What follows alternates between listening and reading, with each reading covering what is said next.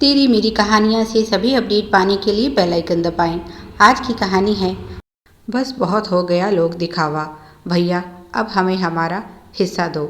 पापा आप यह क्या कर रहे हैं? पिंकी ने पापा के हाथ से शर्ट लेकर दूर फेंक दी और भाभी पर चिल्लाई, इस तरह से ख्याल रख रही हैं आप हमारे पापा का? भाभी एक पल को तो सहम गई।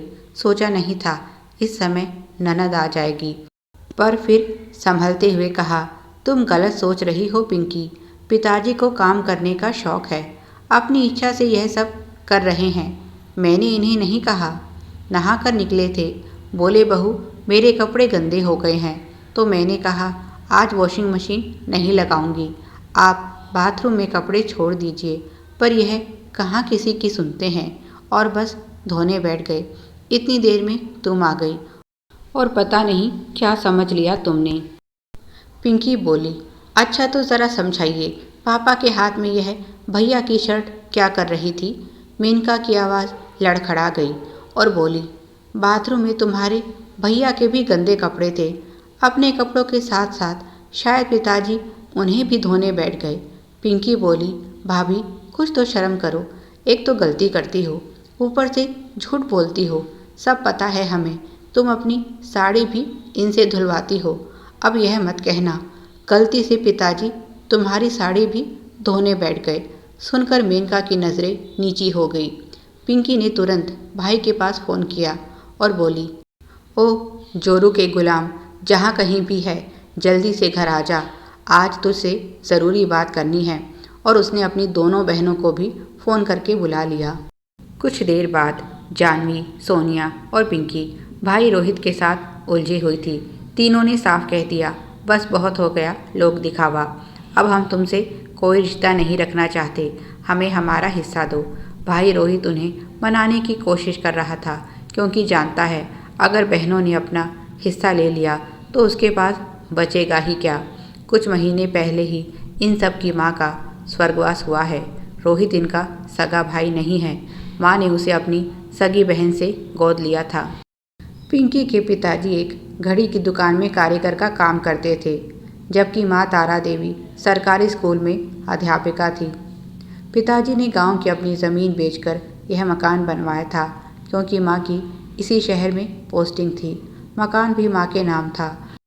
रोहित माँ का तो पहले उनकी तनख्वाह और बाद में उनकी पेंशन के लालच में बहुत ख्याल रखता था, पर पिताजी के साथ उसका व्यवहार हमेशा सौतेला रहा और माँ के जाने के बाद उनकी स्थिति बहुत खराब हो गई है।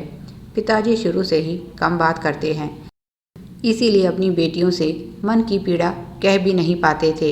इसी का भाई भाभी ने पूरा फ़ायदा उठाया। उनकी 3 बेटियों में सबसे छोटी पिंकी उनके सबसे करीब है। वह शुरू से माँ से कहते आए हैं, पिंकी मेरी बेटी नहीं बेटा है, देख लेना बुढ़ापे में यही मेरा ख्याल रखेगी। पिंकी का स्वभाव अपनी बहनों के विपरीत गुस्सैल और विद्रोही प्रवृत्ति का था।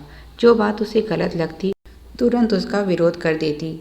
उसने तो रोहित को गोद लेने के फैसले का भी विरोध किया था, जबकि उस समय वह मात्र 10 वर्ष की थी। उस समय पिंकी ने कहा था, माँ क्या हम तुम्हें दुख देते हैं जो तुम किसी और के बच्चे को हमारा भाई बनाकर ले आई? अगर भगवान जी ने हमें भाई देना होता तो पहले ही दे देता। पर उस समय तारा देवी पूरी तरह से अपनी बहन की बातों में थी। मौसी के 4 लड़के थे, उनके लिए तो बच्चों को पालना भी मुश्किल हो रहा था। ऐसे में रोहित को बहन को देने में उन्होंने ज़रा भी देर नहीं की। पिताजी ने पहले तो उनके इस फैसले का विरोध किया, क्योंकि उन्हें अपनी बेटियों से बहुत प्यार था और उन्हें लड़के की कोई चाहत नहीं थी। पर बाद में माँ की खुशी के सामने उन्हें झुकना पड़ा। उस समय रोहित 2 वर्ष का था। माँ और पिताजी ने उसका अपने बच्चों से बढ़कर ध्यान रखा। पर एक दिन वह स्कूल से भागकर पिक्चर देखने चला गया। उस दिन पिताजी ने गुस्से में उस पर हाथ उठा दिया तो वह बोला, मैं आपका सगा बेटा नहीं हूँ ना, तभी आप मेरे साथ ऐसा सौतेला व्यवहार करते हैं। माँ और पिताजी दोनों हैरान थे कि आखिर रोहित को यह सब किसने बताया, पर ऐसी बातें कहाँ छुपती हैं। मौसी और पिताजी में भी कुछ खास नहीं बनती थी।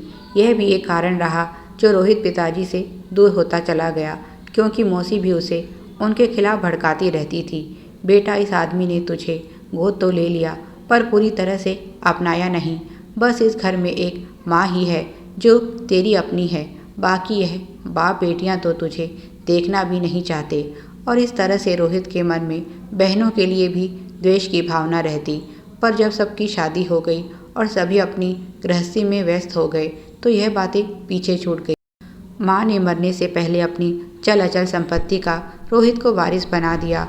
उस समय पिताजी और बहनों किसी ने भी इस बात पर आपत्ति नहीं की थी, क्योंकि भाभी मेनका सभी का दिल जीत चुकी थी और ऐसे भविष्य की तो उन्होंने कल्पना भी नहीं की थी। माँ के इस फैसले पर भी मौसी का प्रभाव था। मौसी को डर था कहीं भविष्य में उनके बेटे के सामने इस वजह से समस्याएं उत्पन्न ना हो जाएं। उन्होंने बहन को आश्वस्त किया कि रोहित अपनी बहनों का बहुत अच्छे से ध्यान रखेगा, इसीलिए तुम जाने से पहले अपना यह काम भी कर जाओ।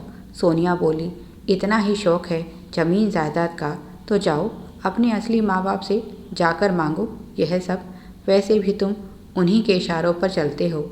अभी तो वह जिंदा हैं, देखती हूँ तुम्हारे लिए कितने महल बनाकर देते हैं। जिस पिता को तुम खुद पर बोझ समझ रहे हो, भूलो मत यह सब उन्हीं का है और जब चाहे वह इसे वापस ले सकते हैं। पिंकी बोली, रोहित या तो तुम सीधी तरह हमें हमारा हिस्सा दो, नहीं तो हम अपने अधिकार के लिए कोर्ट का दरवाज़ा खटखटाएंगे। और हम ही क्यों, पिताजी भी अपना अधिकार लेंगे। यह घर उन्होंने ही बनाया है और तुम उन्हें उन्हीं के घर में नौकर बनाकर नहीं रख सकते। या तो तुम उन्हें एक पिता वाला सम्मान दो, नहीं तो इस घर को भूल जाओ। चाहे हमें कितनी ही लंबी लड़ाई क्यों ना लड़नी पड़े, पर हम अपने पिता का सम्मान उन्हें वापस लौटा कर रहेंगे। पिताजी की तो तुम्हें ज़रूरत नहीं है, पर उनका बनाया यह मकान तुम्हें चाहिए। मेनका बीच में बोली, दीदी भूलिए मत, पिताजी ने केवल इसका निचला भाग बनाया था। ऊपर की 3 मंजिल रोहित ने अपनी कमाई से बनाई है, आपका उसमें कोई अधिकार नहीं। पिंकी बोली, भाभी ज़्यादा समझदार बनने की कोशिश मत करो, सब पता है हमें। माँ का रिटायरमेंट का पैसा लगा है, तब जाकर यह घर बना है। किसी भी हिसाब से इस पूरे घर पर तुम्हारा हक नहीं बनता। अब तुम दोनों मिलकर फैसला कर लो, क्या चाहते हो। मेनका रोहित किसी भी तरह के कानूनी पचड़े में नहीं पड़ना चाहते थे, इसीलिए बोले, ठीक है 2 मंजिल हमारी और 2 पिताजी रख लेंगे। पिंकी बोली, नहीं, एक तुम्हारी और बाकी 3 हमारी। और पिताजी अकेले कहाँ हैं, हम भी तो हैं साथ। पिताजी बोले, बेटी मैं इतने बड़े मकान का क्या करूँगा, तुम भी यहाँ आकर नहीं रह सकती। जानवी बोली, तो रोहित कौन सा पूरे घर में रह रहा है, तनख्वाह से ज़्यादा तो किराया आता है इसका। जिसके दम पर यह मौज है उसकी इसे ज़रा भी कद्र नहीं। पिताजी आप चुप रहिए, यह ज़्यादा रहम दिखाने लायक इंसान नहीं। पिताजी बोले, पर फिर भी उसके 2 बच्चे हैं, पूरा परिवार है। पिंकी बोली, आपकी भी तो 3 बेटियां, 3 दामाद और 5 नाती नातिन हैं, उनका क्या कोई खर्चा नहीं। हर बार जब भी हम आते हैं भाभी का मुंह बन जाता है और आप अपनी बचत से इनके दुर्व्यवहार को ढकने की नाकाम कोशिश करते हैं। अगर यह इन सब का खर्चा उठाने के लिए तैयार हैं तो हमें कोई आपत्ति नहीं, यह 2 मंजिल रख सकते हैं। मेनका बोली, हमारे बस की नहीं है इस लंबी चौड़ी बारात को भुगतना, जिसकी बेटियां हैं वही जाने। जानवी बोली, ठीक है तो आज ही अपना सामान ऊपर की मंजिल पर पहुंचा दो। पिताजी बोले, बेटी एक बार फिर सोच लो, मेरा क्या भरोसा, ना जाने कितने दिन का हूँ, मेरे कारण भाई से तुम्हारा रिश्ता ख़त्म हो जाएगा। जानवी बोली, पिताजी रिश्ता था ही कब जो ख़त्म हो जाएगा। जिस घर में हम पैदा हुए वहाँ आने के लिए भी 100 बार सोचना पड़ता है, कहीं भैया भाभी नाराज़ ना हो जाएं। जिन्हें हमारा यहाँ आना तक पसंद नहीं, उनसे आप रिश्ता निभाने की उम्मीद रखते हैं। आप भी मन छोटा मत कीजिए, अभी आपकी बेटियां हैं और हमारे रहते आपको कोई तकलीफ नहीं होगी। तय हुआ कि हर हफ्ते तीनों बहनें बारी बारी से पिताजी को संभालने आती रहेंगी और उनके लिए एक फुल टाइम नौकर की व्यवस्था कर दी गई जो उनकी देखभाल करेगा। कुछ पेंशन और अब किराए का सहारा होने के कारण पिताजी की अच्छी आमदनी होने लगी और उन्होंने बेटियों से परामर्श करके एक घड़ी की दुकान खोल ली। इससे उनका मन भी लगा रहता, कुछ काम भी हो जाता और अच्छा समय व्यतीत होता। बेटे बहू से चाहे जैसा भी संबंध हो, पर अपने दोनों पोतों से वह बहुत प्यार करते हैं। बच्चे भी दादा को बहुत चाहते हैं। रोज़ दुकान से जब वह लौटते हैं तो वह उनका इंतज़ार करते मिलते हैं और अपनी बाल सुलभ हरकतों से उनके तन के साथ साथ मन की थकान भी दूर कर देते हैं। रोहित और मेनका से भी उनकी बातचीत फिर से होने लगी है और उन्होंने माफ़ी मांगकर उन्हें मनाने की कोशिश भी की है, पर वह अपने सम्मान के साथ समझौता करके फिर से उनके साथ रहने को तैयार नहीं। अब मेनका रोहित के पास पछताने के अलावा कुछ नहीं बचा। उस समय उन्हें भ्रम था कि बेटियां कब तक पिताजी की देखभाल करेंगी। उनका अपना भी तो परिवार है और आखिर में माफ़ी मांगकर पिताजी की जिम्मेदारी उन्हें सौंप देंगी।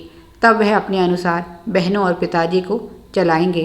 पर उनका यह सपना अब सपना ही बनकर रह गया, क्योंकि पिताजी तो बहुत खुश हैं और बहनें भी अपना फ़र्ज अच्छी तरह निभा रही हैं।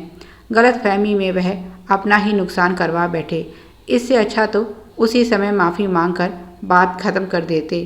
पर उस समय तो बहनों को सबक सिखाने की धुन सवार थी, पर उल्टा ही खुद सबक मिल गया।